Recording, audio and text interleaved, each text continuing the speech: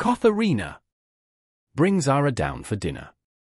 And make sure she's presentable. Mrs. Martin's voice sliced through the evening air. Katharina climbed the stairs with dread pooling in her stomach. Little Zara was getting worse. I don't want dinner, Auntie Katharina, she whispered. My tummy hurts again. I know, baby. I know. Katharina sat beside her, brushing the child's hair back. Zara had been sick for 8 months, constant stomach pain, vomiting, weakness. The doctors couldn't find anything wrong. But Katharina had been watching. Noticing. And what she'd noticed made her blood run cold. Chidi Martins arrived home at 7. Where's my princess? His voice boomed through the house. Papa. Zara tried to sit up, but the effort cost her. She fell back, panting. Chidi's face crumpled as he rushed to her side. Baby, no, don't strain yourself. Papa's here. Katharina watched from the doorway as Mrs. Martins appeared with a tray. Time for Zara's vitamins, darling. That's when Katharina's heart started pounding. Here, sweetie, Mrs. Martins said, her voice honey-sweet. Take your vitamins. They'll make you strong. Zara's face twisted with fear. No, Mommy. Please. They make me feel worse. The doctor prescribed them. But Mommy. Zara. Take the medicine. The sweetness had vanished from Mrs. Martin's voice. Katharina's hands clenched into fists. She'd seen this scene every day. Watched as Zara got sicker and sicker, always 30 minutes after taking those vitamins. Don't touch her. The words exploded from Katharina before she could stop them. The room froze. Mrs. Martin's hand stopped mid-air, the pills clutched in her palm. Chidi stared at Katharina in shock. What did you say? Mrs. Martin's voice was ice. Katharina's legs trembled, but she stepped between Mrs. Martins and Zara. I said don't touch her. Don't give her those pills. Have you lost your mind? Mrs. Martin's face flushed with rage. Chidi, this girl has gone mad. Fire her now. But Chidi was looking at Katharina with new eyes. Why would you say that, Katharina? This was it. The moment that would either save Zara or destroy Katharina's life. Because? Katharina's voice shook, because I've been keeping track. For 2 months. Every time Madam gives Zara her vitamins, within 30 minutes, Zara vomits. She gets weaker. Her stomach hurts more. That's because she's sick. Mrs. Martin shrieked. You stupid girl, you don't know anything about medicine. You're right, Katharina said quietly. I don't. But I know what I see. And I know.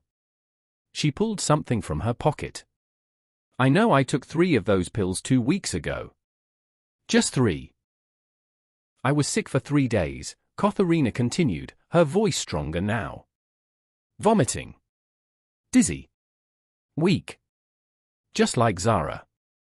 And I only took 3. She takes 6 every day. The silence in the room was deafening. Chidi stood up slowly. What are you saying, Katharina? Chidi, she's lying. Mrs. Martin's backed toward the door. She's trying to cause trouble. You know how these housemaids are. What are you saying, Katharina? Chidi's voice shook the walls. Katharina looked at Zara, at this child she'd come to love like her own. I'm saying those aren't vitamins. Chidi snatched the pill bottle from his wife's tray. He read the label. Read it again. His face went from dark brown to ashen. Colchicine, he whispered. This is colchicine. What's colchicine? Katharina asked. It's for gout. For adults with gout. His voice rose with each word. Not for children. Never for children. In high doses, it's... He couldn't finish. His hands were shaking violently. Chidi, I can explain, Mrs. Martin started. Explain? He rounded on her. Explain why our daughter has been taking medication that could kill her? Explain why she's been getting sicker and sicker under your care. She was supposed to be OURS. Mrs. Martin screamed. But you never stopped loving her, did you? Never stopped keeping her pictures, her letters. Katharina's blood ran cold. She pulled Zara closer. What are you talking about? Chidi's voice was deadly quiet.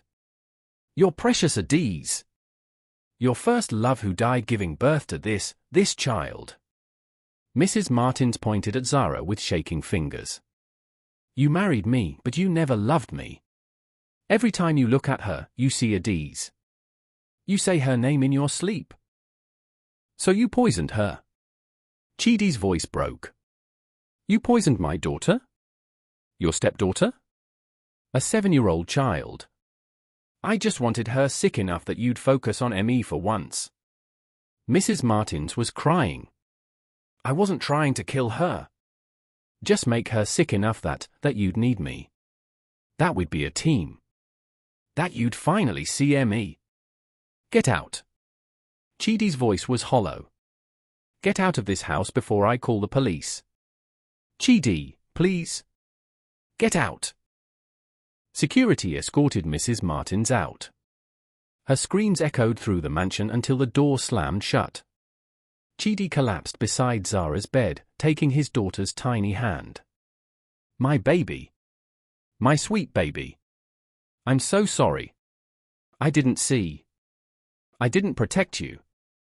Zara, pale and weak, touched her father's face. It's okay, Papa. Auntie Katharina protected me. Chidi looked up at Katharina, tears streaming down his face. You saved her life. You risked everything to save my daughter. Katharina's own tears fell. I couldn't let anything happen to her, sir. I couldn't. Zara was rushed to the hospital where Dr. Nkosi ran every test imaginable.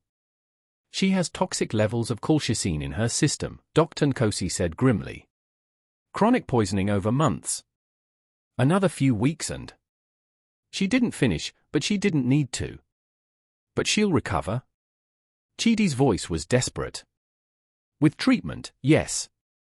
Her liver function is compromised, and she'll need monitoring, but yes. She's young. Strong.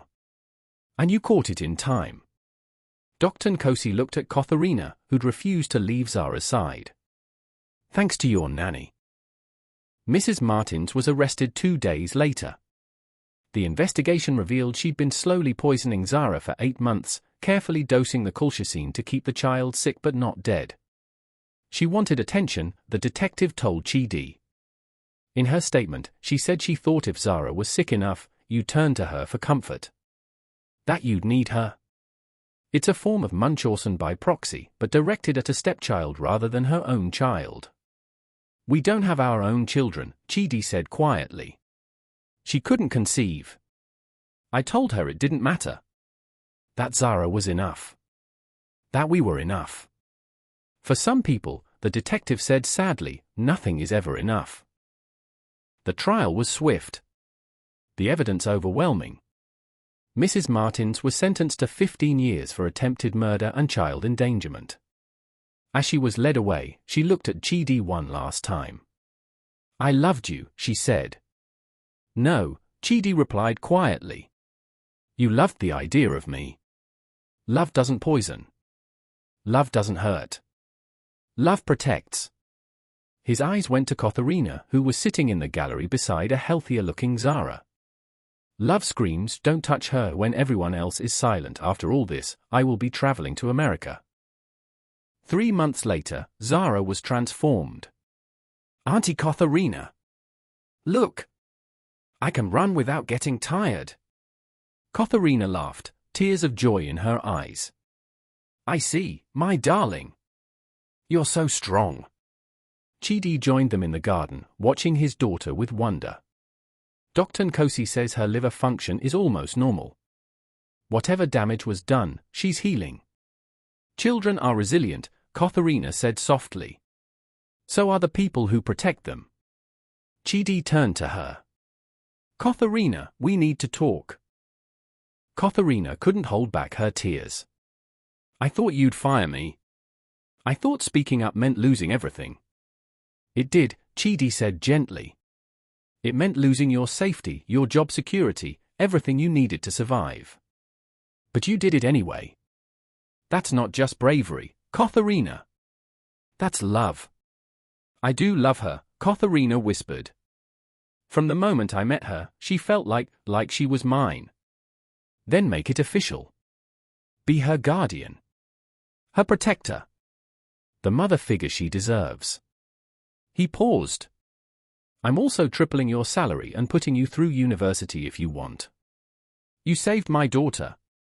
Let me invest in your future. 1 year later, Katharina graduated with honors in child psychology. Zara was there, healthy and vibrant, holding a bouquet of flowers twice her size. I'm so proud of you, Auntie Katharina.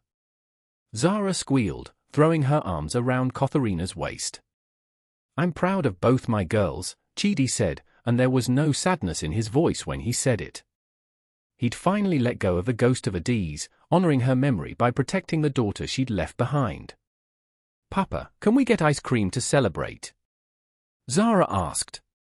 Anything for my princess. He swung her up onto his shoulders. What about you, Katharina? What do you want to celebrate? Something silly. Just a father, his daughter, and the woman who'd saved them both. Auntie Katharina. Zara said, suddenly serious. Yes, baby. Thank you for not being quiet. Mommy Veronica was hurting me, and you stopped her even though you were scared. Katharina's throat tightened. Sometimes being scared is okay, as long as we don't let fear stop us from doing what's right.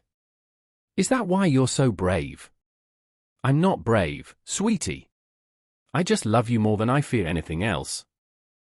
As they walked home, Zara between them holding both their hands, Katharina thought about the journey. About the woman she'd been, a housemaid too scared to speak. About who she'd become, a guardian who'd found her voice. You know what the saddest part is?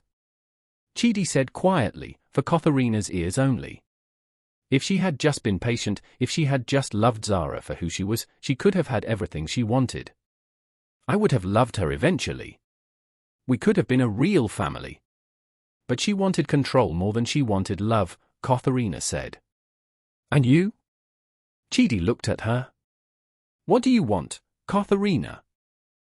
Katharina looked down at Zara, who was singing a made-up song about ice cream and flowers and brave aunties. This, she said simply. I want this. I want to watch her grow up healthy and happy. I want to protect her. Guide her. Teach her to use her voice even when it shakes. To stand up even when her knees tremble. To love fiercely even when love is scary. That's not asking for much for yourself, Chidi observed. It's everything, Katharina corrected. Loving her, protecting her, being part of her life, that's not a sacrifice. It's a privilege. Then I'm privileged too, Chidi said. Because you both changed my life. That night, after Zara was asleep, Katharina stood in the doorway of the child's room, watching her chest rise and fall with healthy breaths. Chidi found her there. She has nightmares sometimes, he said quietly. About the medicine. About her stepmother. I know. I stay with her when she does. You didn't have to do any of this, you know.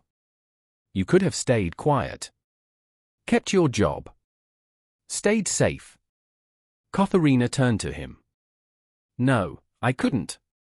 Because the moment I saw what was happening and chose to stay silent, I would have become part of the harm. Silence isn't neutral. It's a choice. And I chose her. And saved us all. Chidi smiled sadly. My marriage ended. My trust in people is broken. My daughter was almost killed. But we survived. And it's because one woman found her voice.